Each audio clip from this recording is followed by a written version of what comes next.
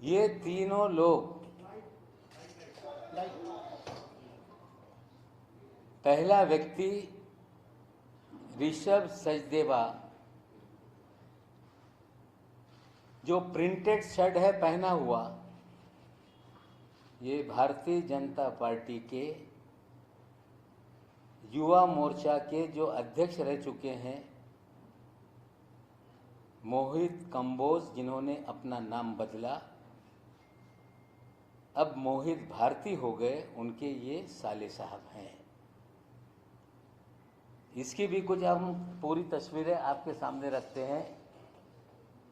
मोहित कंबोज जी हैं, उनके ससुर साहब हैं, उनके चाचा जी हैं और स्वयं ऋषभ सचदेवा दिख रहे हैं। अब इनकी पूरी प्रोफाइल दिखा दीजिए, किसके किसके साथ हैं। ये राष्ट्रपति से पुरस्कार भी ले चुके हैं। देश के महामहिम राष्ट्रपति महोदय से इन्होंने पुरस्कार लिया है। भारतीय, देखिए ये राष्ट्रपति जी से पुरस्कृत हो रहे हैं, सम्मानित हो रहे हैं। भारतीय जनता पार्टी का स्कार्फ लेके प्रचार कर रहे हैं। साले बहनोई का फोटो साथ में है। नीचे लिखते हैं कि कोई ब्रदर इन लॉ जिंदगी में आ जाए तो ब्रदर हो जाता है। और ये सारी तस्वीरें ये दिखाती हैं कि ऋषभ सचदेवा, जिसे डिटेन किया गया और 2 घंटे के बाद उन्हें छोड़ा गया। जब वो छूट कर निकले, उनके साथ उनके पिताजी भी थे, उनके अंकल जी भी थे। छोड़ा गया तीनों लोगों को साथ में। जो 2 लोग हैं, प्रतीक गाभा, आमिर फर्नीचर वाला, जब सुनवाई चल रही थी मजिस्ट्रेट कोर्ट में, इनका नाम रिफ्लेक्ट हुआ है आर्ग्यूमेंट में। इन 2 लोगों के बुलावे पे ही आर्यन खान वहां पे गए थे। हमारा सीधा सवाल एनसीबी से है कि 1300 लोगों के जहाज पर आपने रेड की।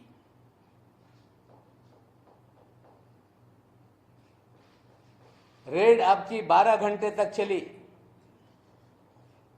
उसमें आपने 11 लोगों को सिलेक्ट करके आपने डिटेन किया।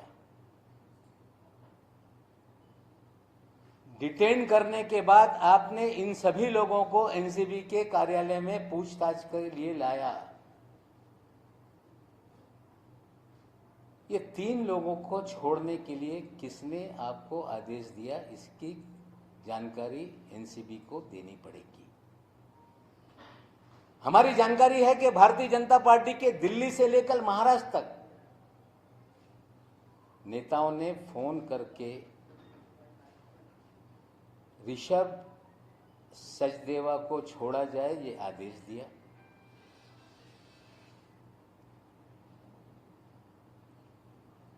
आमिर फर्नीचर वाला को छोड़ा जाए ये आदेश दिया। प्रतीक गाभा को छोड़ा जाए ये आदेश दिया गया। एनसीबी बताए, अगर 1300 लोगों में 11 ही लोगों को डिटेन किया गया तो 3 लोगों को क्यों छोड़ा? हम मांग करते हैं कि श्री वानखेड़े इसका खुलासा तत्काल रूप से करें। क्या कारण था कि 1300 लोगों में से इन 3 लोगों को भी लाया गया? और क्या जांच पूरी हो गई कि 3 लोगों को छोड़ दिया गया? पूरी जांच का जो है व्हाट्सएप चैट के ऊपर जांच आगे बढ़ रही है। क्या यह 3 लोगों के फोन लिए, उन्होंने देखा ये सारा जो भी क्रूज का छापेमारी का काम है, ये पूरी तरह से फर्जीवाड़ा है। प्लान किया गया कुछ सेलिब्रिटीज को बुलाने का। प्लान किया गया खबरें बनाने का, और प्लान करके ही लोगों को फंसाया गया है, ये सच्चाई है। वो अपना न्यायालय में निर्दोष हैं कि गुनहगार है सिद्ध करेंगे। आज हमारा इतना ही सवाल है कि ये 3 लोगों के बारे में एनसीबी बताए, लाया क्यों, छोड़ा क्यों, किसके कहने पे छोड़ा गया। और हम तो मुंबई और महाराष्ट्र की पुलिस से भी मांग करेंगे कि इन सभी के कॉल डिटेल निकाले जाएं। समीर वानखेड़े के भी कॉल डिटेल निकाले जाएं। और जब 3 लोग डिटेन किए गए, जिन्हें छोड़ा गया, उनके परिवार के 2 चाचा और उनके पिताजी कैसे एनसीबी ऑफिस में गए, हमें शंका है कि उनके पिताजी के फ़ोन से समीर वानखेड़े की दिल्ली और महाराष्ट्र के भारतीय जनता पार्टी के नेताओं के बीच में बात हुई है।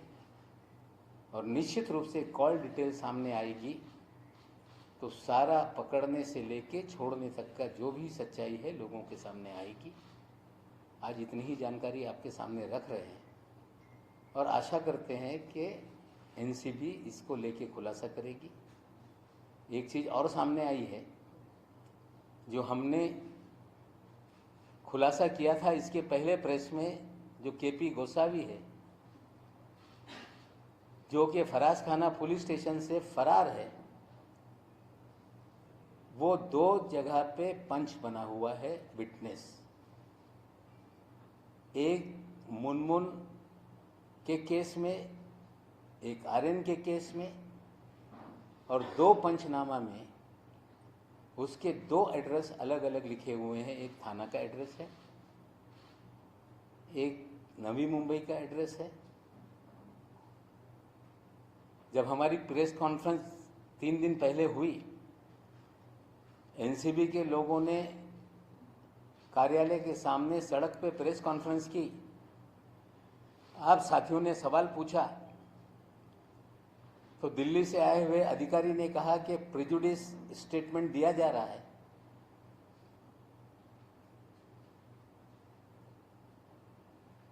कहा जा रहा है कि नवाब मलिक प्रेजुडिस है। मैं आज फिर दोहराता हूं कि हमने हमारे घर के दामाद की गिरफ्तारी पे कभी भी कोई सफाई नहीं दी थी। लगातार बीजेपी के नेता बोल रहे हैं कि नवाब मलिक के दामाद को पकड़ा गया इसलिए नवाब मलिक सवाल उठा रहे हैं। मैं आज फिर खुलासा करता हूं कि टाइम्स ऑफ इंडिया के आप नवंबर 2020 के अखबार खोलें। जब जब इस तरह के सेलिब्रिटीज की गिरफ्तारी हुई, मैंने उस वक्त ही कहा था कि ये काम एनसीबी का नहीं है, पब्लिसिटी के लिए काम हो रहा है। उसी समय से लोगों को कहा जा रहा था कि नवाब मलिक को हम ठीक करेंगे। आपने किया है। निर्दोष है वो, निर्दोष अपना जो भी है उसका दामाद सिद्ध करेगा। लेकिन जो आज हम सवाल उठा रहे हैं, जो पिछली प्रेस कॉन्फ्रेंस में सवाल उठाया उसका जवाब से लोग भाग रहे हैं। आज फिर हमने सवाल उठाया है, उम्मीद करते हैं कि एनसीबी उसका जवाब देगी। भारतीय जनता पार्टी के विपक्ष के नेता जो हैं दरेकर साहब बोल रहे हैं कि अगर उनके पास कोई जानकारी है तो एनसीबी को ले जाके दें। जो फर्जीवाड़ा कर रहा है क्या उसको जानकारी दी जाएगी? हमें लगता है कि महाराष्ट्र के विपक्ष के नेता श्री प्रवीण दरेकर जी, आदरपूर्वक कहना चाहता हूं कि जिस एजेंसी के खिलाफ हम सवाल खड़ा कर रहे हैं सारी जानकारी उनको ही दो। इस तरह की बात करना ये गलत है। आप भारतीय जनता पार्टी के नेता हैं। मैं मांग करता हूं कि इतना बड़ा मामला है, कोई कमीशन आप बिठा दीजिए। ये सारी जानकारी जो मैं दे रहा हूं गलत है, उसकी जांच हो जाए, एनसीबी की जांच हो जाए। सारी जानकारी जो है हम उनके सामने रखेंगे। लेकिन ये कहना कि एनसीबी के सामने सारी जानकारी दी जाए, हमें लगता है जिनकी गलतियां, गलत कामों को उजागर किया जा रहा है उनको ही जानकारी दी जाए। इस तरह की बात हमें लगता है ये कोई समझदार व्यक्ति की बात नहीं। फिर कहता हूं कि एनसीबी बताए कि 3 लोगों को क्यों डिटेन किया, क्यों छोड़ा, उनके घर के लोग अंदर कैसे आए, किस नेता का फ़ोन आया था, किसके बोलने पे छोड़ा गया, ये सारे सवालों का जवाब एनसीबी को देना पड़ेगा। अगर आपके कोई सवाल हैं तो आप पूछ लीजिए, उसके बाद मराठी में मैं बात करूँगा।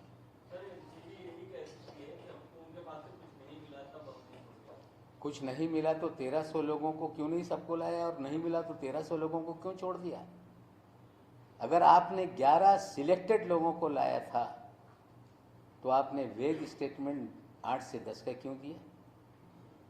और क्या ऐसी जांच है कि ये 8 लोगों की जांच व्हाट्सएप चैट पे चल रही है? ये 3 लोगों के फोन क्यों नहीं लिए गए? केंद्र और महाराष्ट्र के बीजेपी के नेताओं के दबाव में उनके कहने पे तीनों को छोड़ा गया।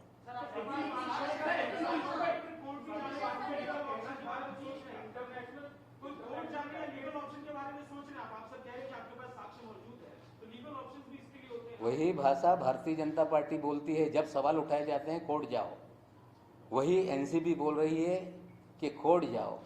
जनता की अदालत से बड़ी कोई अदालत नहीं। हम सारी गलतियां जनता के सामने ला रहे हैं। जिनके खिलाफ नाइंसाफी हुई है वो कोर्ट का दरवाजा खटखटाएंगे।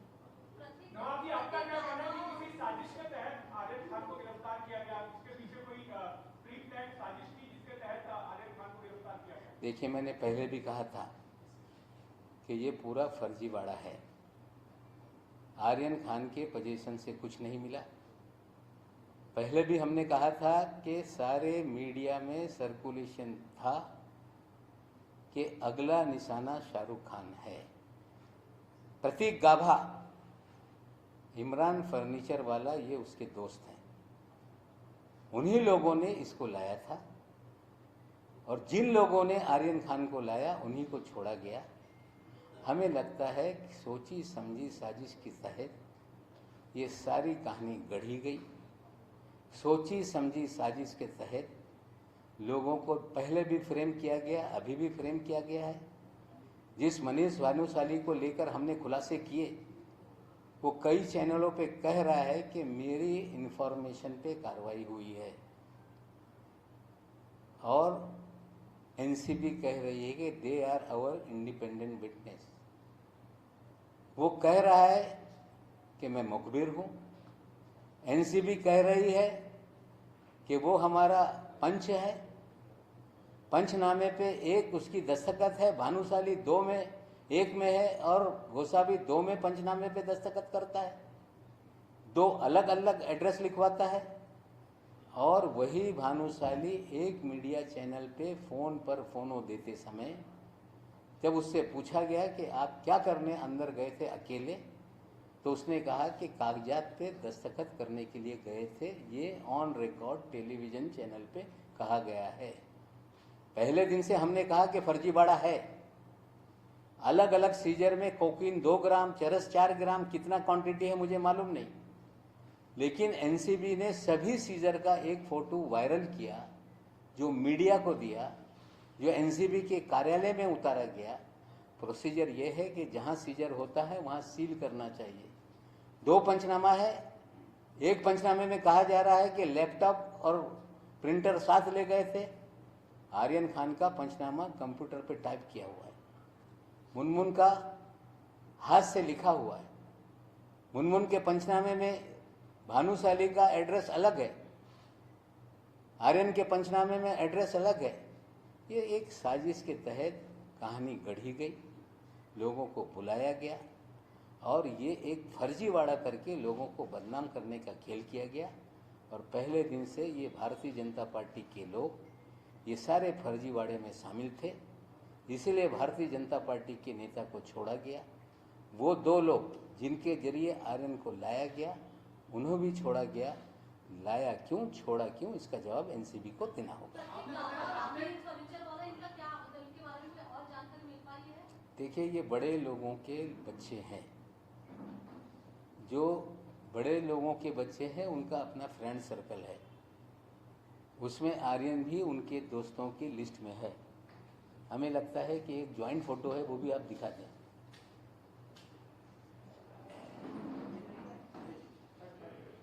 या आमिर फर्नीचर वाला, ये देखिए सारे दोस्त। तो ये सब उनके अपने यंग बच्चों के सर्कल हैं जो कोर्ट में डिबेट हुआ है, कोर्ट में ये कहा गया मान शिंदे जी के जरिए कि आमिर फर्नीचर वाला और प्रतीक गाबा के कहने पर आर्यन आया था, जो लाने वाले हैं उन्हें क्यों छोड़ दिया? सारा फर्जीवाड़ा है। पहले दिन से मैं कह रहा हूँ न्यायालय में चीज़ें जाएंगी। सवाल हम जो खड़ा कर रहे हैं, जो पहले प्रेस कॉन्फ्रेंस में हमने खड़ा किया, मीडिया ने सवाल पूछा, उन्होंने कहा जाओ न्यायालय में। आज फिर 3 लोगों के बारे में हमने सवाल खड़ा किया है। उम्मीद करते हैं कि जो लोग कह रहे हैं कि वी आर पब्लिक सर्वेंट, हम लोक सेवक हैं, बहुत सारे लोक सेवक इस देश में ऐसे हुए हैं कि उनकी सच्चाई सामने आने के बाद लोगों ने आश्चर्य कर लिया।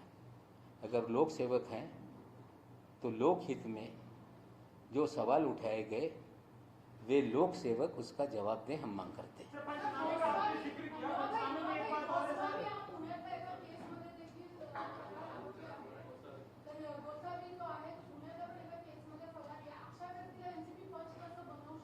नाही बघा, असं आहे की पंचनामा करत असताना रिनाऊन सिटीजन किंवा चांगले व्यक्तीकडून पंचनामा केलं पाहिजे. फरारी आरोपी पंचनामेमध्ये सगळं हा न्यायालय जाईल.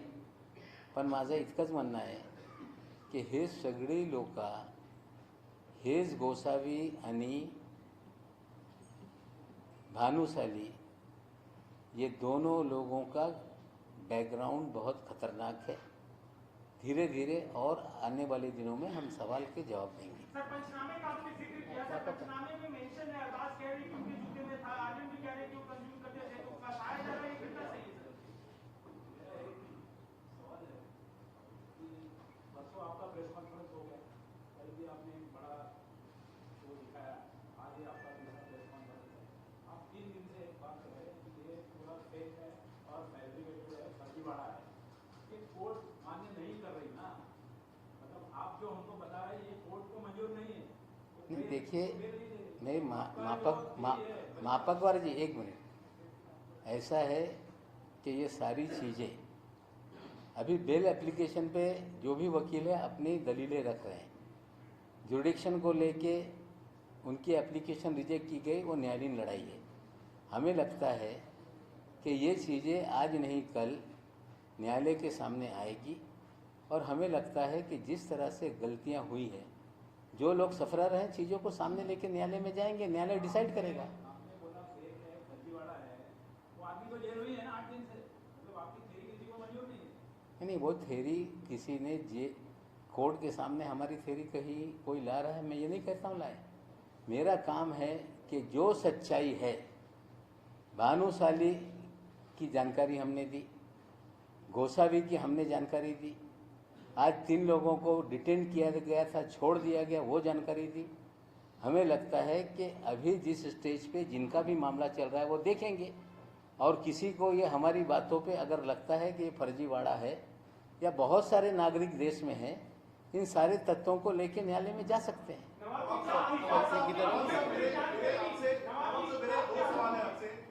सवाल ये है कि जिस पंचनामे का आप जिक्र कर रहे हैं कि 2 अलग-अलग एड्रेस हैं, उसी पंचनामे के अंदर आर्यन खान का वो स्टेटमेंट भी आता है जिसमें उन्होंने मेंशन किया हुआ है कि उन्होंने ड्रग्स कंज्यूम की थी. पहला सवाल. दूसरा, 11 लोगों की आपने बात करी, एनसीबी के सोर्सेज से अभी जिस बात हुई है, उन्होंने कहा 11 की बात नहीं है, उन्होंने 11 से ज्यादा लोगों को रिलीज किया, उनका स्टेटमेंट लिया, उनका अंडरटेकिंग लिया और सवाल जवाब करके उनको छोड़ दिया गया. भविष्य में उनको दोबारा बुलाया जाएगा जैसे केस आगे बढ़ेगा. ये 2 सवाल हैं. नहीं, वो जवाब देते हैं तो वो दें.